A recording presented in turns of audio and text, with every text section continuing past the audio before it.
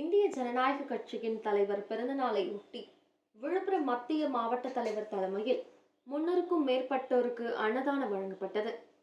கள்ளக்குறிச்சி மாவட்டம் திருக்கோவிலூர் நகராட்சி பகுதியில் இந்திய ஜனநாயக கட்சியின் தலைவர் ரவி பச்சமுத்து அவர்களின் பிறந்தநாள் விழாவையொட்டி விழுப்புரம் மத்திய மாவட்ட தலைவர் செந்தில்குமார் தலைமையில் 300க்கும் மேற்பட்ட பொதுமக்களுக்கு அறுசுவை அன்னதானம் வழங்கப்பட்டது.